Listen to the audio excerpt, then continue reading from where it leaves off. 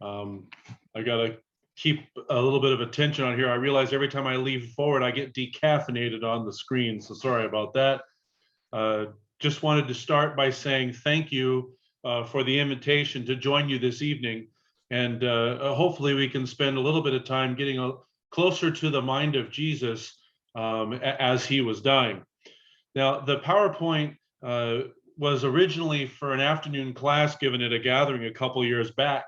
And the exhortation that day was on the 7 things Jesus said from the tree.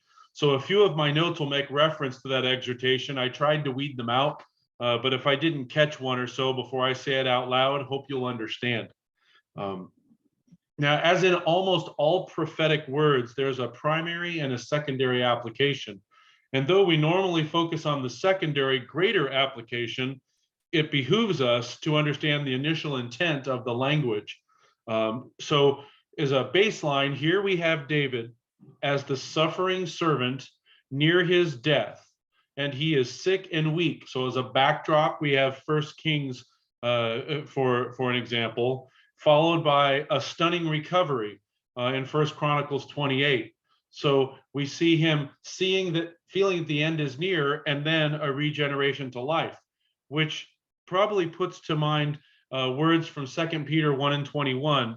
For the prophecy came not in old time by the will of man, but holy men of God spake as though they were moved by the Holy Spirit. So therefore, Jesus references these words from the beloved Son, David's name, who's nearing the end of his sick and weakened state, as the servant's suffering is about to be replaced by glory, making it a very relevant passage for Jesus to quote with his last words. It also gives us a blow-by-blow description of the crucifixion. So if we want to know what Jesus was thinking while he died, Psalm 22 is what he tells us was on his mind. So hopefully you can see my screen. I don't know if I'm still sharing or not. Am I still sharing? You haven't started yet. Okay, I'm going to start sharing again. I think I got bumped when we were doing the hymn. Hold on, let me do this real quick.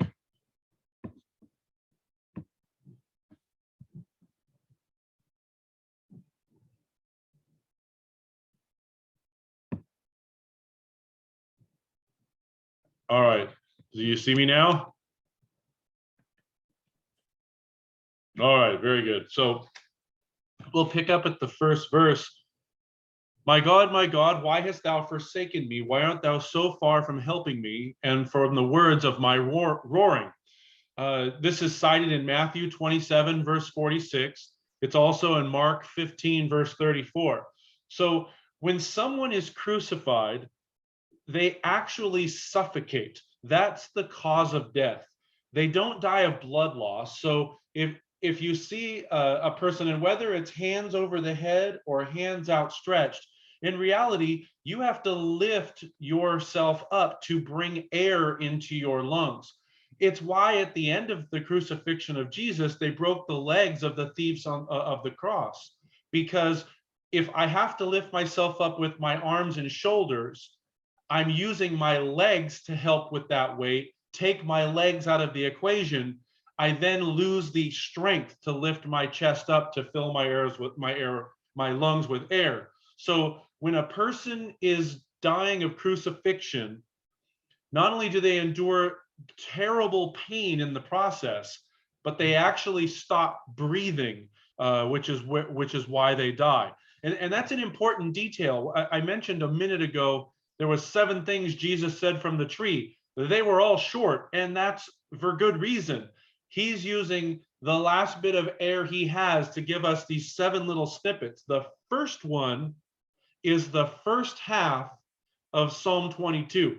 It's not that he doesn't know the Psalm. He's giving you a burst of, you want to know what I'm thinking? Here's where you should go. He's directing our attention to Psalm 22.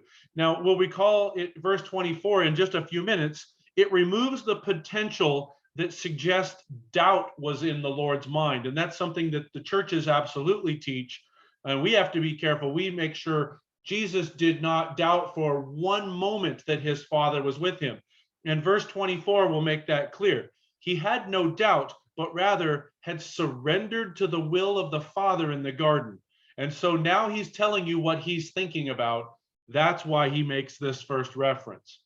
Now, we have the beginning of that is Elohim, Elohim. We're emphasizing this reference to the mighty ones, those ministering spirits that had accompanied Jesus on his entire journey.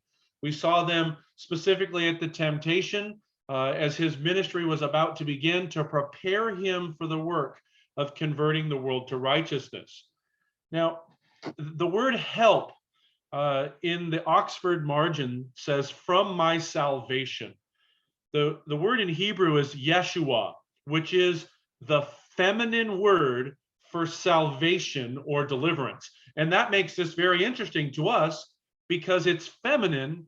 It tells us it's referencing the work of the saints or the bride of Christ. So here we have the concept of not just the actual crucifixion, but the purpose of it, the deliverance of the saints, being introduced by this very first verse.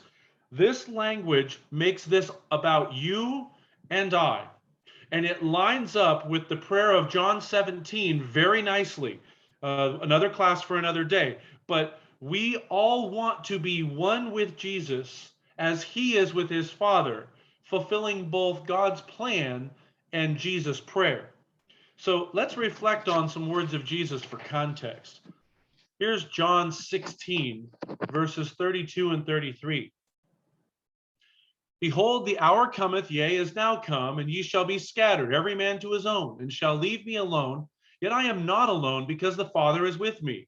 These things have I spoken unto you, that in me you might have peace. In the world you shall have tribulation, but be of good cheer. I have overcome the world. And of course, the very next verse is John 17, which talks about the prayer we've already mentioned. The point is, he was working with his Father, doing his Father's will, and felt his Father's support even in his darkest hour. He was not alone. In fact, the last thing he said before he died in Luke 23, quoted in Luke 23, verse 46, when Jesus had cried with a loud voice, he said, Father, into thy hands I commend my spirit. Together were the Father and Son to the very end. So let's look at Psalm 22 and see if we can pick out some details as we go. My God, I cry in the daytime, but thou hearest not. In the night season, I am not silent. Again, we have the word Elohim, the mighty ones, being referenced here at the beginning. All of Jesus' prayers that we have recorded were answered except one.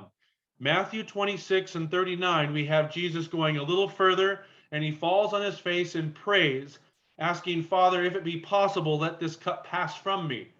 Nevertheless, not as I will, but as thou wilt. So in that one prayer is the only one we have recorded where the prayer of Jesus was not answered. God had a very specific plan, and you can understand why Jesus, knowing Psalm 22, knowing the suffering servant in Isaiah, knowing what was coming, would not have wanted to endure the cross, the pain, and the shame. But he was willing to do it. We can paraphrase Jesus as saying to his Father, if there's another way, that would be great. But if this is the only way to do it your way, then I will. So this is the point of surrender. He has already got to that point and has willingly surrendered to the work of the crucifixion. So the concluding thought, nevertheless, not as I will, but as thou wilt, is where he had reconciled this last few chapters, last few days in his final chapter of life. Now, the word silent in the RSV says, but find no rest. It's translated waiteth in Psalm 62 in 1. Truly my soul waiteth upon God for context. So in this context, I like to use that here in this second verse. I cry in the day and I wait in the night. I cry in the day and I wait in the night. But thou art holy, O thou that inhabitest the praises of Israel. This is an easy reference to Jesus, Hebrews 5 and 8. A nice cross reference if you wanted. Though he were a son, he learned obedience by the things that he suffered. So He's put this into its proper perspective. Now, on a national level, we might consider Deuteronomy 26 and 19. I'll read it to you while we're here. Make thee high above all nations which he hath made in praise and in name and in honor, that thou mayest be a holy people unto the Lord thy God, as he has spoken. So this is a national future state that Jesus is looking toward, that Moses was looking toward into Deuteronomy, that we likewise look toward, where Jerusalem will be glorified and the nation of Israel would look on him whom they had pierced and mourn as if it was for their only son. A reference back then says, our fathers trusted in thee. They trusted and thou didst deliver them. They cried and they were delivered. They trusted in thee and were not confounded. So we have here a double emphatic. The word trusted is actually used twice. Trusted, and thou didst deliver him.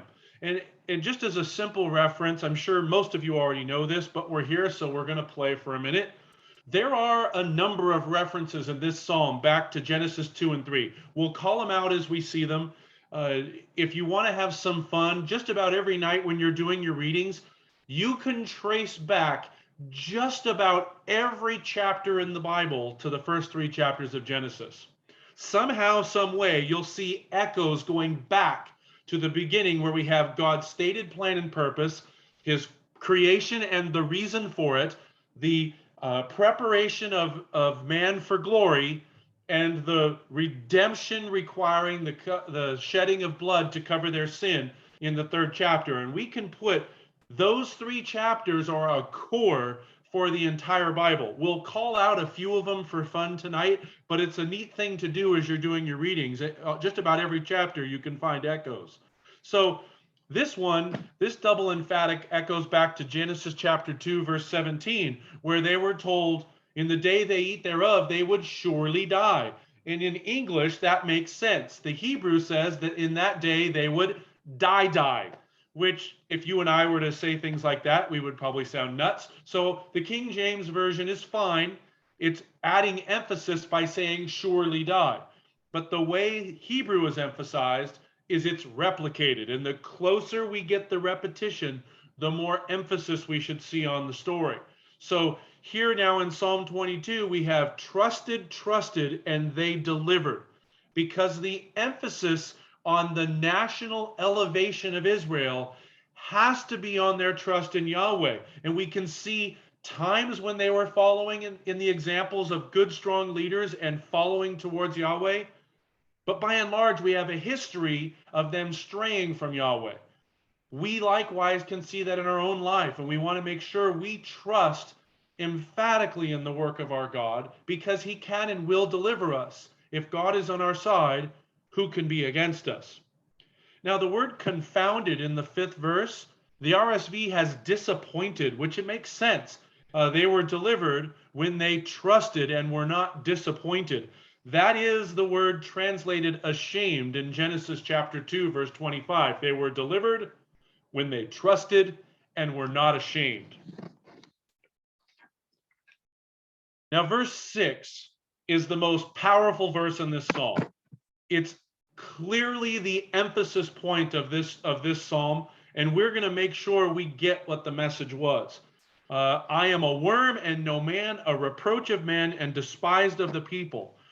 So talking about Genesis 1, 2, and 3, here's another one. The word man is ish, so that's commonly used for man or husband. But the word men, the reproach of men, is the word Adam. And that is not an uncommon word, but it's nice to know when Adam's name is used to describe man. So let's look at it that way. I am a worm and no man, a reproach of Adam and despised of the people. Well, we'll go on to the people in a minute. Let's focus on the worm. Now, the word worm is used 43 times in the Old Testament. The Hebrew word translated worm here is used 43 times. So it's not an uncommon word. 34 of them are translated scarlet, because that's referencing the color that was made, a dye that was made out of this worm. Now, We don't have time to do a lot here, but I do want to make sure we make a very strong point. You can chase this one on your own. But the scarlet or the worm that is referenced here in Psalm 22, verse 6, is also used in the stories of Tamar with the scarlet thread wrapped around the hand of the first baby. We have them used in the story of Rahab, the scarlet line, which actually the line word is the word hope, interestingly enough, in the Hebrew. So the scarlet hope line that's left out of Rahab, so that the spies would know which house they were in and they had committed to rescue. It's also used in the story of Ruth. That same word hope is the word translated line in the story of Rahab, where we said, if I would have hope that I should have a husband. So here we can tie together the scarlet hope, if you will, to some of these key pieces of where the Gentiles were being called out of the world of darkness to be adopted into the household of faith. We clearly know Ruth was a Gentile, strongly believe that Tamar was a Gentile, and we know Rahab was a Gentile. So showing us that this scarlet line of hope leading us to Jesus was bringing out a people for the name of Yahweh, not just amongst his children of Israel, but from the Gentiles that surrounded him. Now, according to Strong's, we have a dye made from the dried body of the female worm, and I'm going to say this wrong, Coccocylisus. Now, that's the name of the worm. Sorry, didn't name it. I'm not great at Latin. But the key to this is it's the female worm, and she would attach herself to a tree, give birth, and then die. So it makes all the sense in the world as we see this word used to describe Jesus, who was attached to a tree, gave birth to the ecclesial body, giving it the hope of redemption, and then died. Now, when we look at that as an example, it makes a little more sense why we see Jesus referred to as a worm, not just a worm, but a specific worm, a word that's got its place going all the way back into the earlier stories in Genesis. Hebrews 2:12 says, for it became him for whom are all things, and by whom are all things, bringing many sons unto glory, to make the captain of their salvation perfect through suffering. Now, I want to picture the imagery this presents for us, taking into consideration the tabernacle, for example, where we will see this word used, normally translated scarlet, when we talk about the tapestry in the tabernacle and the ornaments within it. We can see this word scarlet used with reference to the Aaronic priesthood. We see it used in the glorious raiment of the kings, including Solomon. So in fact, this is a fantastic connection to the genealogy of Matthew chapter 1, where only 5 women are mentioned by name, though 42 babies are born. I don't know how many of you have thought about this before, but briefly, does anyone choose to argue with me the premise that if 42 babies are born, 42 women are likely involved? I hear no protest. I see no arms waving. So good. So then why is it that in Matthew chapter 1, we have 5 women mentioned by name when there are 42 included? Now, this is a class on its own, so I'll be brief, but I want to make sure this point drives home as we're looking at this psalm and its purpose. The reason a woman is not normally mentioned in a genealogy is not because the Bible is chauvinist. It's because the very first genealogy in the Bible is Genesis 5, and it refers to calling their name Adam. Is the book of death is written in Genesis chapter 5. The theme of the book is, and he died, and he died, and he died, and then he died. But the first one is calling Adam and Eve and saying, in the name, he called their name Adam. So in the naming of the husband, you have the naming of the union of the man and his wife. Therefore, whenever a genealogy is mentioned in the Bible and a woman's name is called out, it's not the exception that she's mentioned. It's the exception that she's doubled, because her name already appears embedded in the story of her husband, whom she is united to, and God's seeing fit to give us her name a second time for emphasis. And so in Matthew chapter 1, the book of life, we have the genealogy, the book of the generation of Jesus Christ. And by the way, there's only 2 times in the entire Bible the book of the generation is mentioned. Genesis 5, Matthew 1. Easy to tie them together. The son of David, the son of Abraham. Now, verse 3 has Judas begat Pharez and Zerah of Tamar. Verse 5 has Solomon begat Boaz of Rahab. In verse 6, we have David the king begat Solomon of her that had been the wife of Uriah. And then, of course, we can get to verse 16, where Jacob begat Joseph, the husband of Mary, of whom was born Jesus, who is called Christ. All 5 of these women came from obscure backgrounds, but God brought them to his family in glory. So with that as our backdrop, let's keep going now in Psalm 22.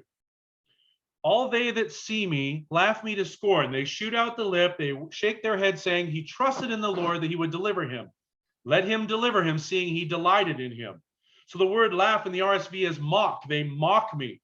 And of course, Matthew 27, verse 31, we have the fulfillment of this, that when they had mocked him, they took the robe off and put his own raiment on him and led him away to crucify him.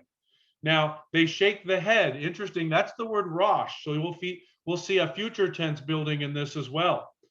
The word shake in the RSV is rendered wag, which it says basically the same thing. But the Hebrew is a fugitive or a wanderer.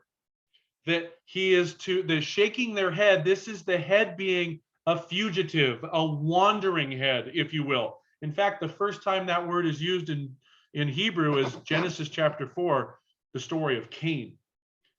Now, trusted is translated rolled in Isaiah 34:4, where they rolled together as a scroll. So we can see here that him trusting in God is now having him as an example of being rolled together, almost like he is now filling the words that have been put before, God's word being enveloped in him. We see this phrase quoted in Matthew 27, verse 43. He trusted in God. Let him deliver him now if he will have him.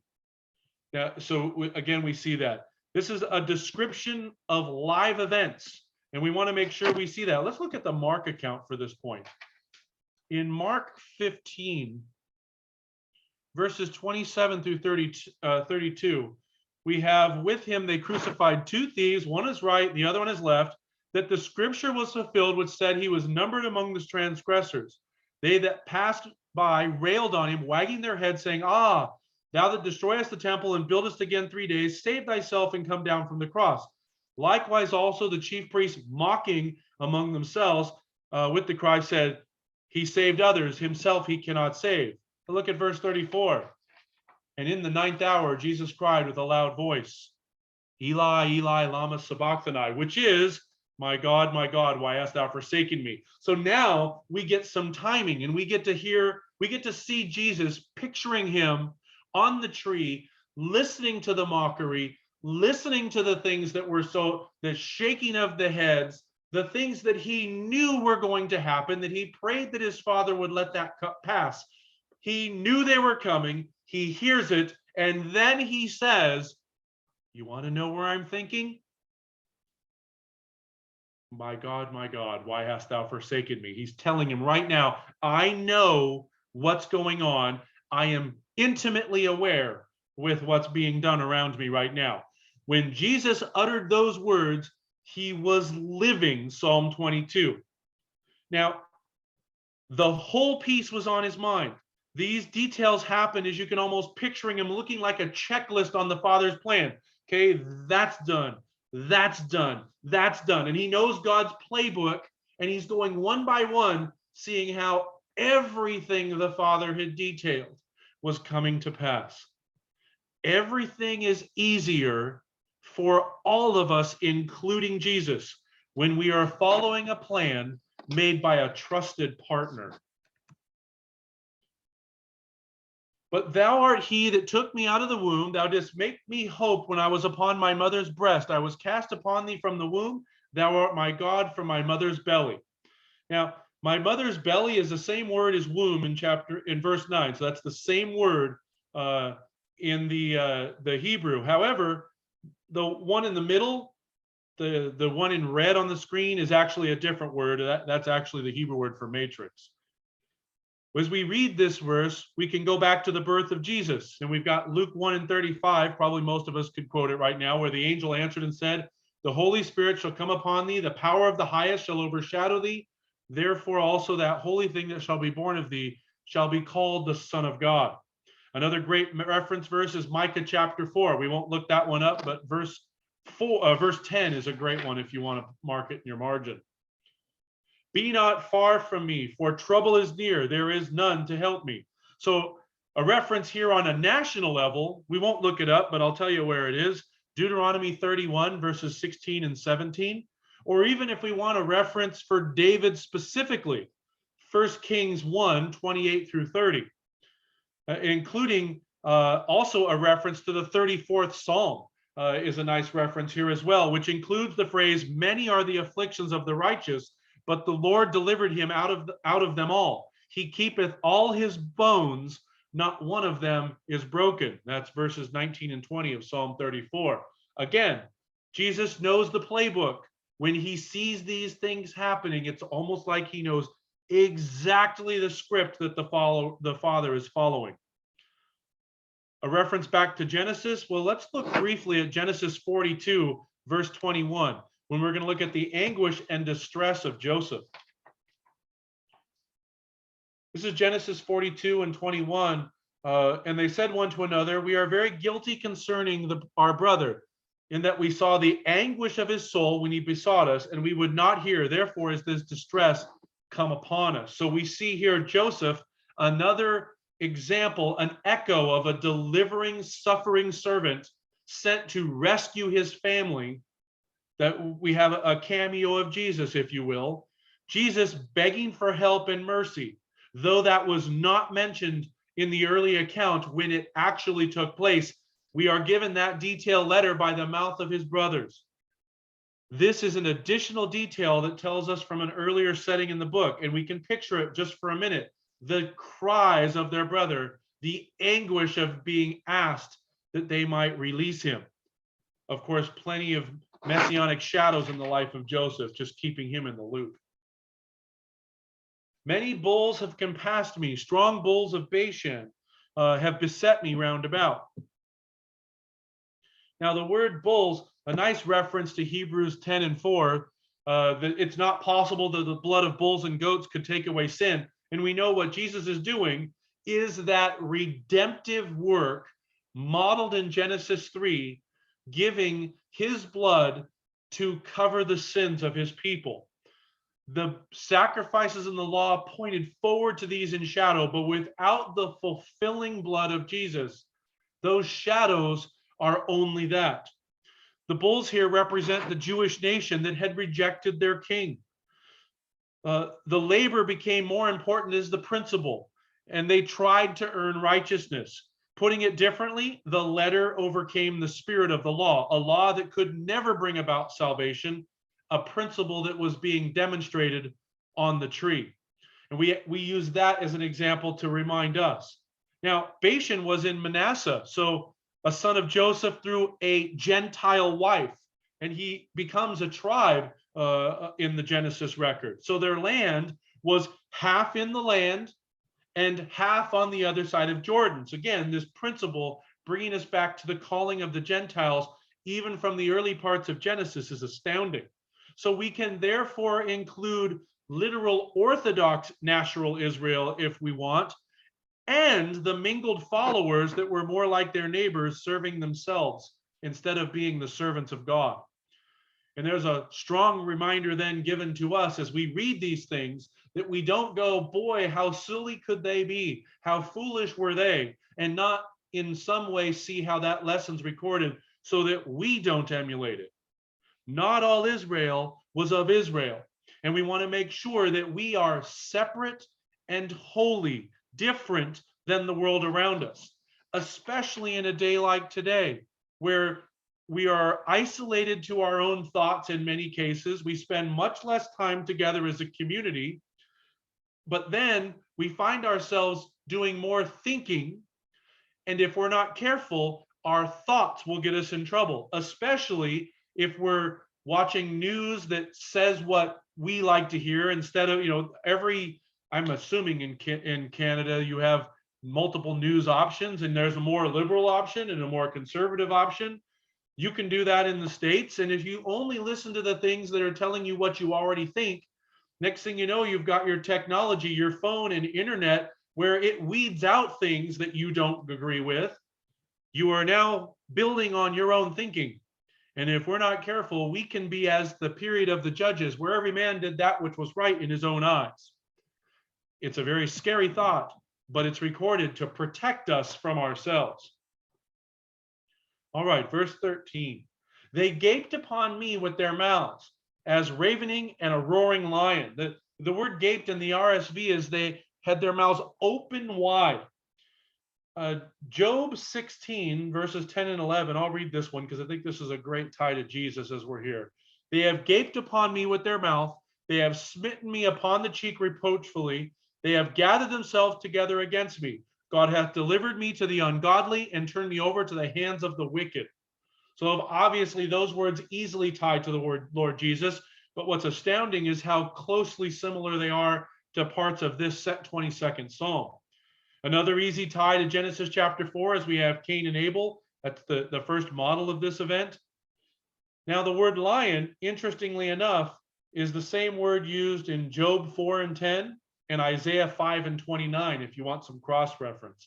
And I realize my picture is not quite a lion, but we used a cute lion picture earlier, so there you go.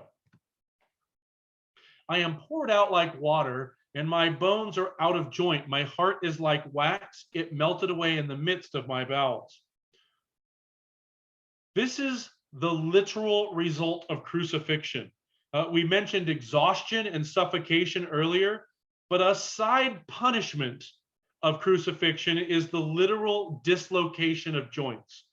Most likely shoulders first, adding a painful experience to an already painful breath. Breath after breath, every one step further in pain.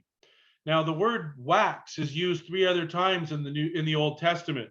I'll tell you where they are if you want to chase them, but they're places we've referenced already. Psalm 68 and 2, Psalm 97 and 5, and Micah 1 and 4. So we have his bones coming out of joint, his heart and inward parts, which is really what the bowels are melting like wax, giving way, losing their consistency. My strength is dried up like a potsherd. My tongue cleaveth to my jaws. Thou hast brought me into the dust of death. So we have the Hebrew for potsherd is clay pottery, which makes sense. My strength is dried up like a clay pot, where the clay itself, when it's malleable and pliable, is moist and cool usually, and then we heat it up to evaporate all the moisture and leave it as a hardened shell.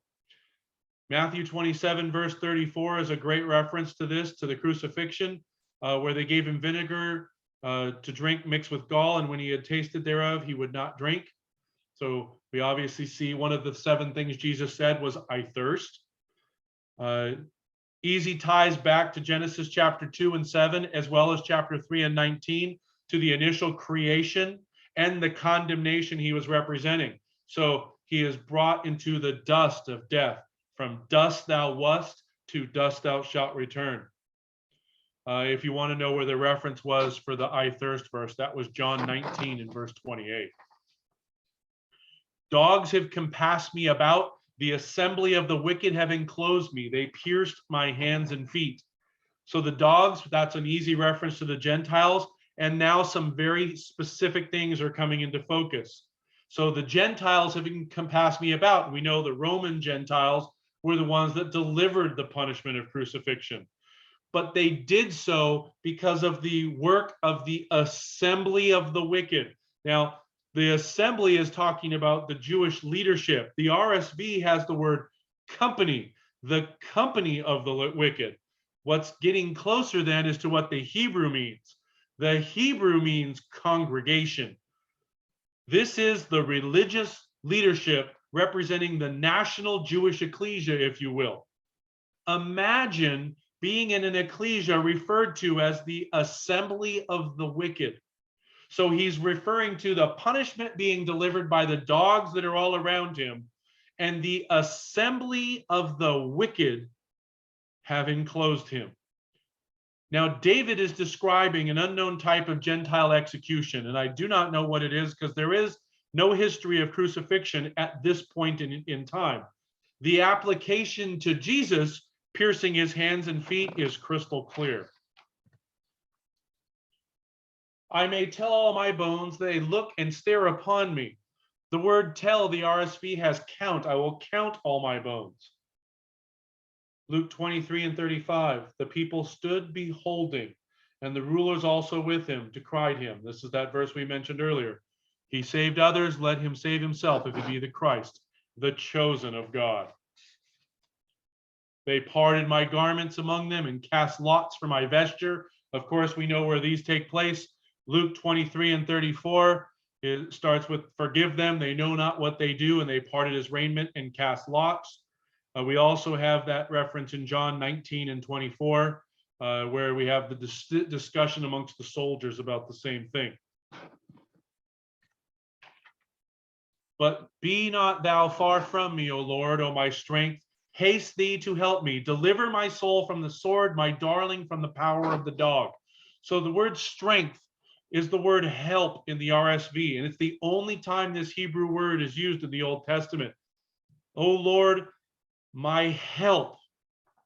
Now, we get a nice reference back to Genesis 2 and 3 again in verse 20, because that word soul is the word nephesh.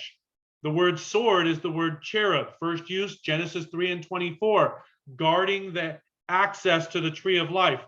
And of course, we've made multiple references to the Elohim, which we see the faces of God, a nice tie to the cherubim wielding the sword, and the faces of God representative in Genesis chapter 3. Now, the darling, the Hebrew is only one. My only one from the power or the hand, as that same word is translated in verse 16.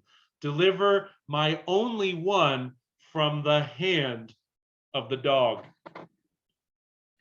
Let's look at Judges 11:34. Judges 11:34. It came to pass when he saw her, he rent his clothes and said, Alas, my daughter, thou hast brought me very low. Thou art one that troubled me, for I have opened my mouth unto the Lord, and I cannot go back. I put this slide in here as a reference to give you some homework. We often make reference to Genesis chapter 22. We talk about the crucifixion, and it's well and good that we should. But connecting the words to the sacrifice of Jephthah's daughter is equally useful. I'll let you chase this rabbit on your own. There's more, but read through Genesis 11 and start looking for echoes, not just back to Genesis 22. So sorry, Judges 11, look back to Genesis 22, forward to Psalm 22 and the crucifixion. I'll give you that one for homework. Save me from the lion's mouth, for thou hast heard me from the horns of the unicorns. So after quoting Jesus and Stephen in his last written words, Paul says this at 2 Timothy chapter 4:17. Notwithstanding, the Lord stood with me and strengthened me, that by me the preaching might be fully known, that all the Gentiles might hear that I was delivered out of the mouth of the lion. As we see Paul in his last words lining up with his master's last words as well, or at least his last thoughts. Peter makes a similar reference during his exhortation at the close of his first epistle. 1 Peter 5:8, be sober, be vigilant, because of your adversary the devil, as a roaring lion walketh about, seeking whom he may devour. Peter, Paul, Jesus all lost their lives at the hands of the Roman lion, so we can connect them nicely together in this as well. Now, the word unicorn, the RSV translates as wild oxen, which are certainly not as pretty as a flashing unicorn, but nonetheless a good reference for it is Deuteronomy 33 and 17 regarding Ephraim and Manasseh. We won't look at it, but if you want to look at it, you can. Now, as we get towards the end of the psalm, we start building almost like a crescendo. We've looked at some specific detail, lining it up to the physical crucifixion, to the things Jesus endured. As we get to the end of the story, we get to rise on a high as to the why. Why is this happening? Verse 22, I will declare thy name unto my brethren. In the midst of the congregation, I will praise thee. And the emphasis now is going to be strong towards the purpose and the name of Yahweh. Notice a singular emphasis to that point. And we're going to highlight all of them in green. The singular emphasis on his thoughts were wrapping around the glory of the Father. Because after all, it is not about us. It was not about him. It was not about his suffering or his trial or even the pain of his death. It was all about the glory of the Father. It was all about God's glory. What a wonderful model that is as he declares the Father's name unto his brethren, as we have been called his brethren just in our name. And certainly we want to be numbered as his brethren in our actions. I'll give you some interesting places to look if you want to look them down, because there's some good verses for this. Philippians 2 verses 8 through 11, Hebrews 12 and 2, those are both very good reference verses for this. But Hebrews 2 and 12 actually quotes this verse in the midst of the ecclesia, which is interesting. That given the Greek word now, we have in the midst of the ecclesia, I will sing praise unto thee. He completed his work, he attached himself to the tree, and he gives birth to a family in his death. Ye that fear Yahweh, praise him. All you seed of Jacob, glorify him, and fear him, all you seed of Israel. Now, the fear part is two different words. The first means reverence. So reverence Yahweh, but the second is a verb that means to dwell or inhabit. Ooh, this one we have to think about. Reverence Yahweh, praise him, all you seed of Jacob, glorify him and tabernacle with him, all you seed of Israel. Those of you who know me know I have tabernacleitis. I see it everywhere now. For the first 20 years of my walk in the truth, I went, oh yeah, tabernacle, oh yeah, tabernacle. I was bored with it. I don't know why now. Perhaps we'll say spiritual maturity. Maybe it was just maturity in general. But now I see it everywhere. And whenever I see the word dwell, my eyes light up, especially knowing that our God created the concept of the tabernacle so that he could put his family around him. He could have put a castle on a hill with a moat around it, but he doesn't. He wants us to see us as being part of his family. And here that language is sadly embedded here. It's sadly poorly translated. I would love to see that dwell with him instead, because that's what's being given. Now, Jacob is a nice reference here to Isaiah 49 and 6. And I will read this one quickly as I'm looking at my watch. He said, it is a light thing that thou shouldest be my servant to raise up tribes of Jacob, to restore the preserved Israel, which is good, but I will also give thee for a light to the Gentiles, that thou mayest be my salvation to the end of the earth. God's plan is at work, and we are called to unite with him and his son, to dwell with them together forever in glory.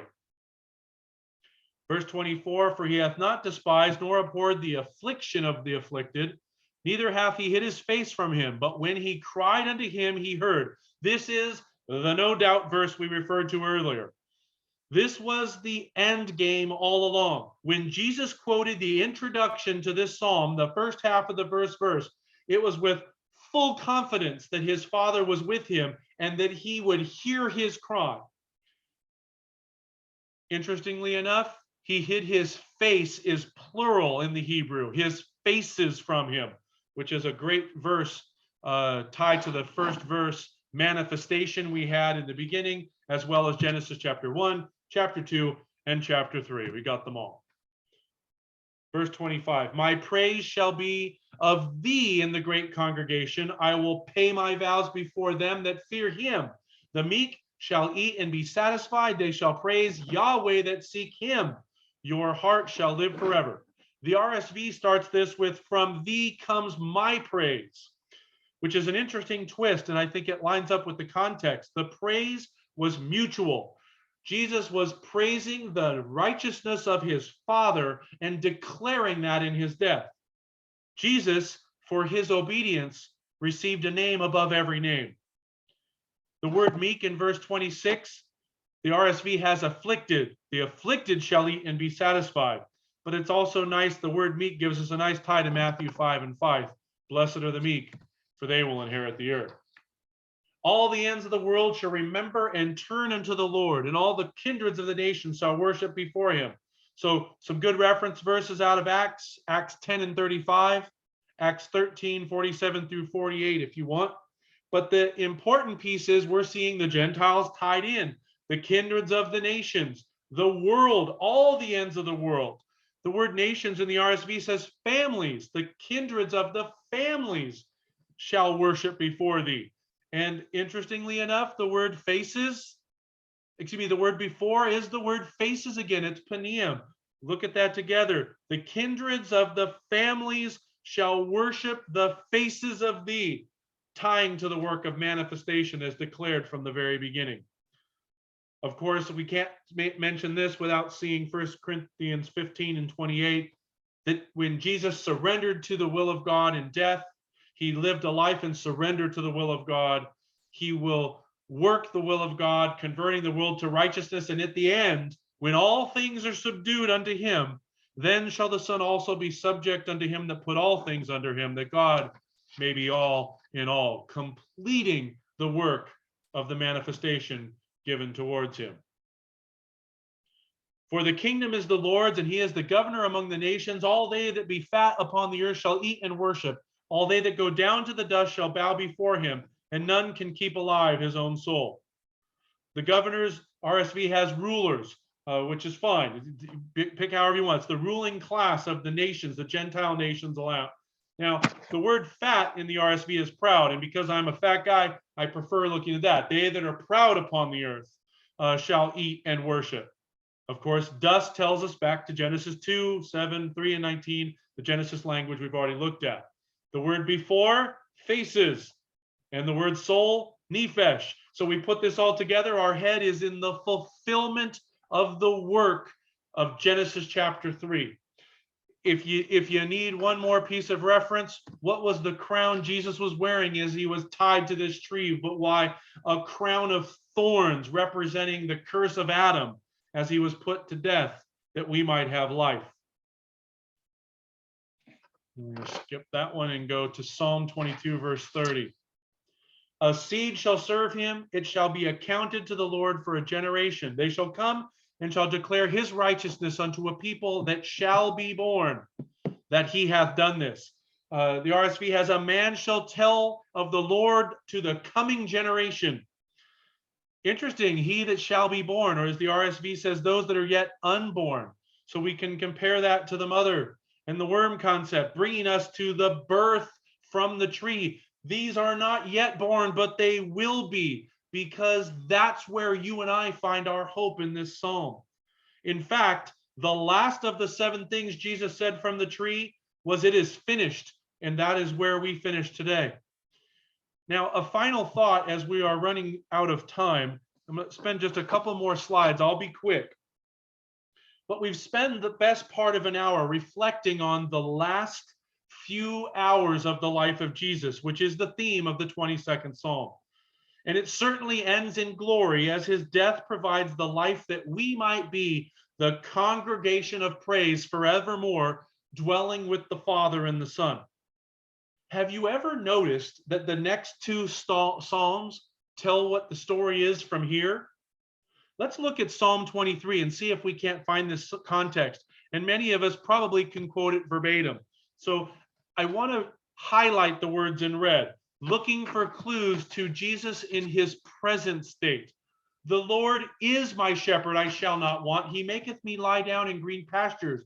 He leadeth me by the still waters. He restores my soul. He leadeth me in the paths of righteousness for his name's sake. Yea, though I walk through the valley of the shadow of death, I will fear no evil, for thou art with me. Thy rock and thy staff, thy rod and thy staff, they comfort me. Thou preparest a table before me in the presence of mine enemies. Thou anointest my head with oil, my cup runneth over. And in that verse, we see the memorial emblems. Surely goodness and mercy shall follow me all the days of my life, and I will tabernacle in the house of Yahweh forever. Notice the very end shift to the future, but until that verse, it's all about what Jesus is doing right now, calling out a people to deliver to the Father, bringing together his family that we might be united forevermore. Well, let's look at Psalm 24. We'll cherry pick a couple verses to make the point. This is Psalm 24-ish. Verse 1, the earth is the Lord's and the fullness thereof, the world and all that tabernacle therein. The tabernacle filling the earth is the concept. Verse 3, who shall ascend to the hill of the Lord, or who shall stand in his holy place? And now we have Zion on our minds. Verse 5, he shall receive the blessing from the Lord and the righteousness from God of his salvation. Salvation is come at last. We've looked towards it. We've seen the means from it. We've seen the call to it. Now it's being delivered. The psalm ends with repeating the question, who is the King of glory? So we see Psalm 22 is Jesus Christ in the past. In Psalm 23 is Jesus in his present state. And in Psalm 24 is Jesus in his work in his future state, which is our hope and our desire. And as the word at the end of the 24th Psalm is repeating, who is the King of glory? The final answer is the Lord of hosts. He is the King of glory. We long to be part of that day where we might be that family united together to dwell with the Father and the Son, praising the King of glory forever and ever. Amen.